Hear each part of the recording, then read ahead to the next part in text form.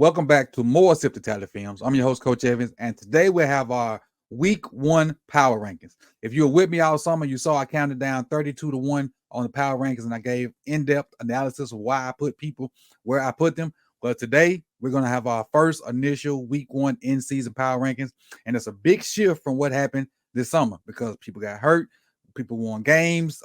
It's a bunch of different things popped off Week 1. So let's kind of get into the power rankings for Week 1 on more Sip the Tally. So what I'll do is I'll go from 32 to 9, and then I have a little slideshow where I'll show you 8 through 1. All right. Starting with number 32, the New York Giants. Got the Giants down there. They lost to the Cowboys. Crazy game. Kind of embarrassing, but 31 got the Pittsburgh Steelers. 30 got the Chicago Bears. They look pretty bad too. 29 I have the Houston Texans, and I think the Texans going to be all right. I think they're going to be all right, but right now I got them at 29. The 28 I have the Panthers. I think the Panthers are going to be all right, but right now I got them at 28. Arizona Cardinals. They're at 27. They didn't look the greatest either. Above them, I have at 26 the Tennessee Titans, at 25 the Cincinnati Bengals. Now, the Bengals are only there at 25. I know this is going to change. And I'm going to go ahead and say this before I keep going on. Like these first couple weeks, this list is going to fluctuate a lot. It's going to fluctuate a lot. And then by the time we get to week 4, week 5, week 6, it'll start to level out. And then the records won't mean so much. It'll be who's playing good. So if a team lose like the first 3 games, and then like week 6, they go on like a 6-game winning streak, they may shoot up the power rankings, and it don't have anything to do with the record. It has to do with how they're playing. But these first couple weeks, this thing gonna be all over the place. And I just wanted to say that because that's why I have the Bengals at 25. They mean they scored 3 points. It may change this week. It may not. We'll see come next week. 24, I had the Broncos. 23, the Seahawks. 22, the Vikings. 21, the New England Patriots. 20, the Bills off of whatever that was we saw last night from their quarterback. 19, the Colts. 18, the Chiefs. And the only reason the Chiefs are there because they lost. And the Chargers are 17. The only reason the Chargers are there because they lost. So basically, I split it in half for this first initial ranking. If you won, you're in the top half. If you lost, you're in the bottom half. And so to me, the 2 best teams that lost games are the Chiefs and the Chargers. All right, now let's go to the winners. So we're number 16. I have the Saints. 15, I have the Raiders. 14, Commanders. 13, Bucks. 12, Falcons. 11, Rams. 10, I have the Jets. 9, I have the Packers. Now, let's get into the top 8. And again, remember, all this thing going to bounce around for these first 3 or 4 weeks, and then it's going to start to level out when we see who the cream going to start to separate itself. All right, and that's the way this thing going to level out. But for right now, it is what it is. Don't panic too much in it. Don't take too much stock in it. But let's get to the top 8 teams and the more Sip the Tally power rankings for week 1. Let me get it up for you.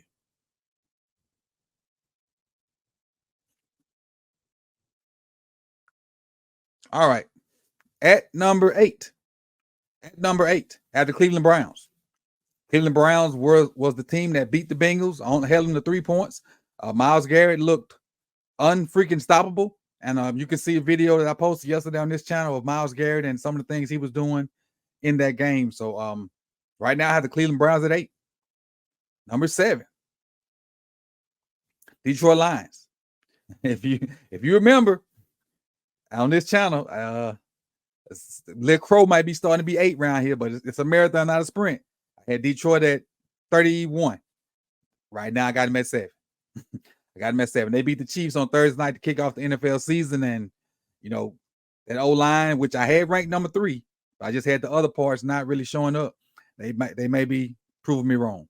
All right, so I got the Lions. The Lions jumped from 31 to 7. Number 6, the Baltimore Ravens.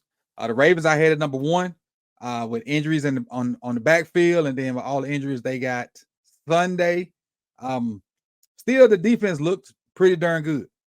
And they dropping from 1 to 6 in my initial power rankings. So I have the Ravens at number 6.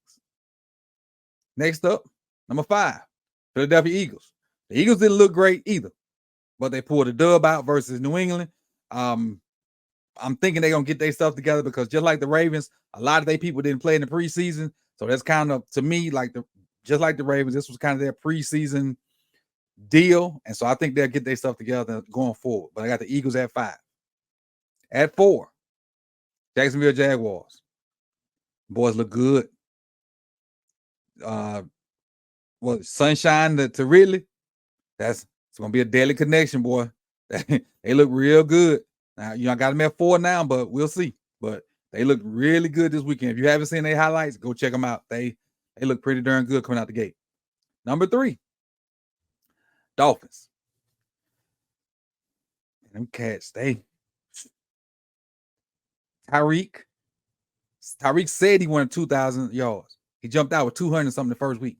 I think Waddle had over 100 yards. Tua had like 450 or something like that. Offensively, the AFC East got their hands full dealing with these cats, especially while it's still warm in most places. They may cool down and slow down when it cool off, but while the temperature's still warm in most of the United States, people got their hands full with the Miami Dolphins. Their hands are full. If they on your schedule, be ready. I don't know who they play next, but your DBs get ready because it's coming. And their defense not that bad either. Even though they gave up a bunch of points to the Chargers, the Chargers got a pretty darn good offense too. The Chargers got some weapons out there too. Maybe not as explosive as Miami, but they got weapons too. Let's go to number 2. San Francisco 49ers. Annihilated the Steelers. Like just whooped them up and down, imposed their will on them. CMC did his thing for like 150. Brock Purdy ran the offense to precision. Brandon Ayuk out there making people look crazy. So I got the San Francisco 49ers at number 2. And then number 1 from Sunday Night Football, Dallas Cowboys. Their defense looked freaking amazing to me. Like,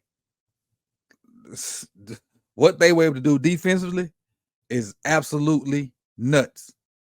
Offensively, they came around and they did what they needed to do, but I haven't seen a defense, and I don't know if it's because the Giants may not be very good, but the Cowboys defense looked during there impenetrable. I mean, impenetrable. And I know it makes Cowboys Nation probably obnoxious right now. But to me, they like the best squad out there. And their offense got some things to work on, which is fine.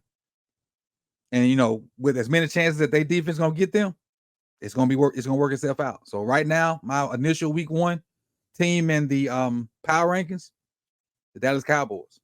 So Cowboy Nations, you got the target on your back now to see if you can control that and hold on to that number 1 spot for next week. So again, that's the power rankings for week 2. Get myself up here totally. I appreciate you guys for coming out. You could have been anywhere in the world, but you chose to be here with me. And I'll see y'all soon with some more videos. And again, next Tuesday for week 2's episode of the More Sip to Tally Power Rankings. So I appreciate you guys. Y'all could have been anywhere in the world, but y'all chose to be here with me. Peace, y'all. Peace and love.